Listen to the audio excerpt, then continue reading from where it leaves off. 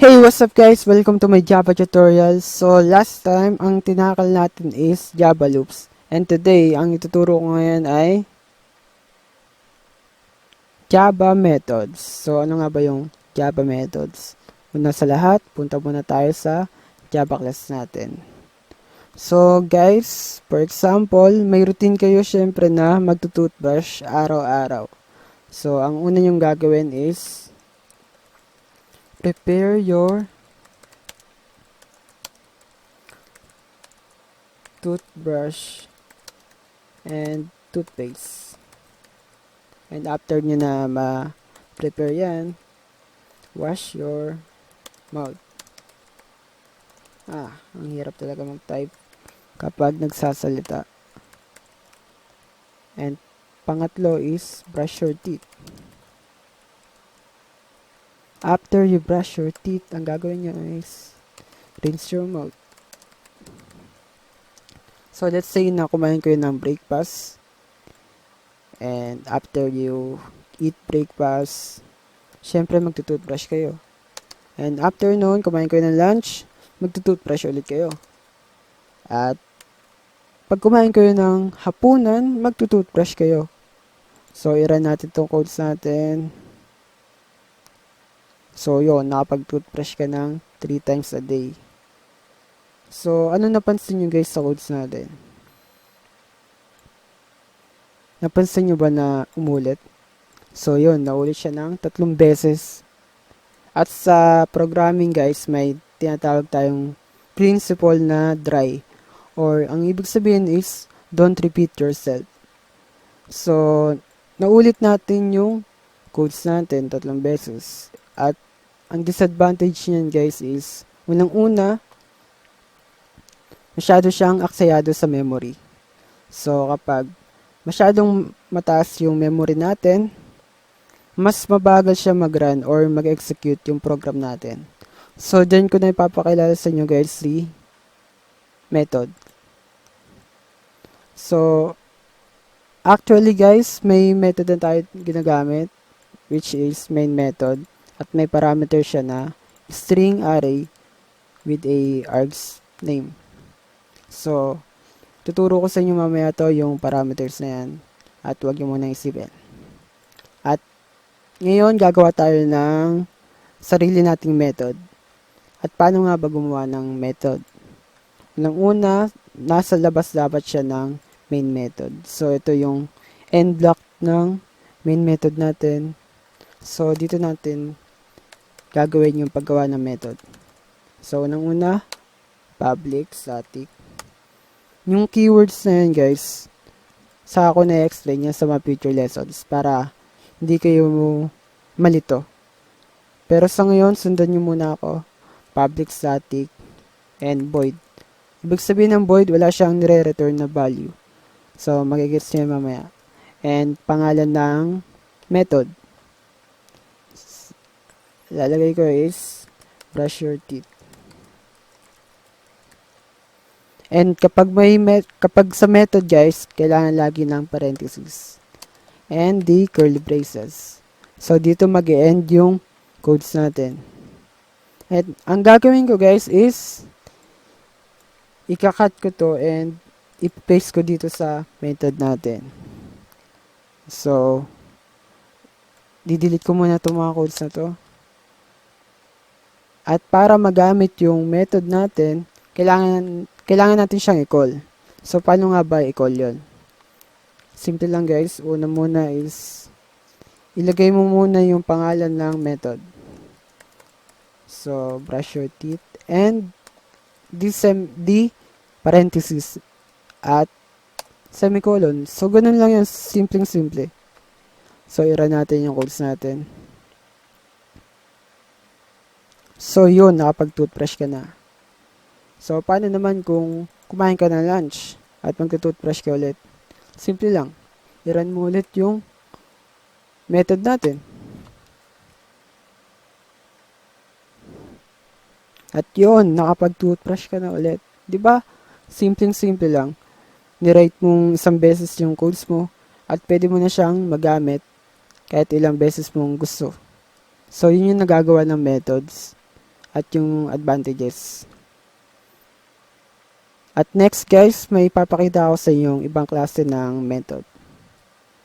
And sabi ko kanina, void, walang nire-return na value. Ang gagawin ko naman ngayon, maglalagay ako ng returning value. So, pwede nyo siyang lagyan ng int, double, string, or even boolean. Pero sa ngayon, lalagay ko is int. And buburahin ko muna to. Babalik ko siya sa void. Gagawa ko ng sariling method ulit. So, public static int, and lalagay kong pangalan is sum. Parenthesis, curly braces. So, pag may returning value guys na int, persado kang mag-return ng int na value. So, gets nyo naman na siguro kung bakit sum nilagay kong pangalan. So, ang gagawin ko is, i-return ko yung sum ng dalawang value. So, lalagay ko dito int a and b. And maglalagay ko dito ng value na 5 and 10. At ito guys, kapag may returning value yung method natin, kailangan mo ng keyword na return. So, ang gagawin ko is return a plus b. So, magiging result is yung sum ng dalawa. So, i-call natin yung method sum and run. So, nakita nyo guys, walang output kasi yung ni-return na value, hindi naman natin na-save o walang nag-grab sa kanya. So, ang gagawin natin is gagawa tayo ng int din kasi int yung ni-return na value. So, dapat compatible silang dalawa. So, int sum din, lalagay ko. At yung sum na variable, i-assign ko yung value na ni-return ng method na sum. At, isi-show ko siya sa screen. Sout, tab, and sum. So, run natin. So, yun, 15. Kasi 5 and 10. And the next na papakita ko sa inyo is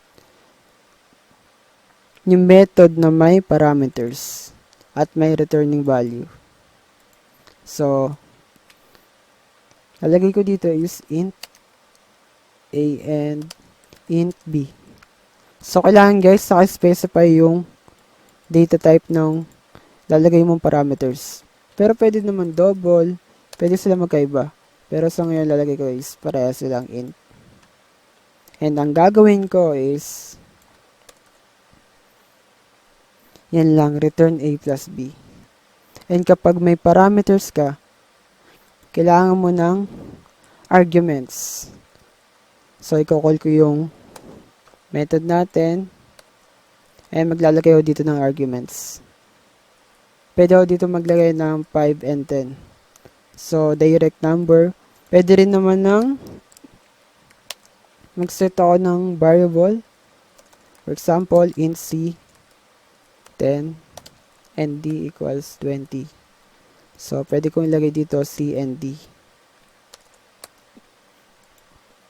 At guys, pala yung sinabi kong parameters and arguments, madalas napaghalo-halo yung meaning nito.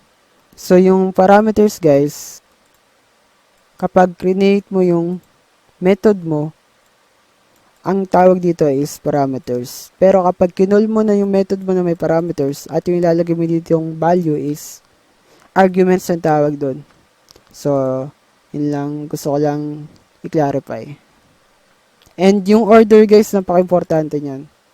Kung nilagay mo dito is C, masasave yung value ng C dito sa int A. Kasi int A yung nilagay mo dito na una. And sa D, obviously sa B masasave. So, yun. I-run natin yung codes natin.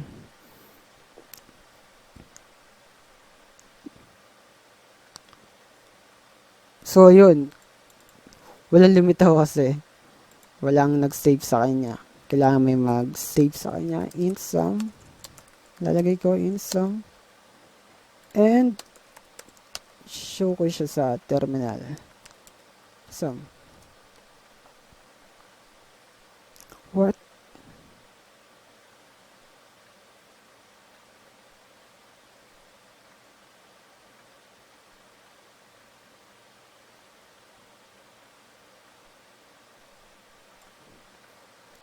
Nagkamali ako dito.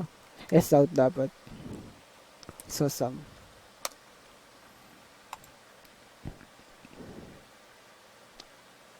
So, yun. Lumitaw rin yung total ng dalawa or yung sum. So, yun guys. Natutunan nyo na yung gamit ng method. I-write mo lang siya ng once and pwede mo na siyang magamit as many as you want. I-call mo lang siya para ma-trigger yung method. At guys, tandaan nyo lang to kapag walang returning value, nakalagay dyan is void.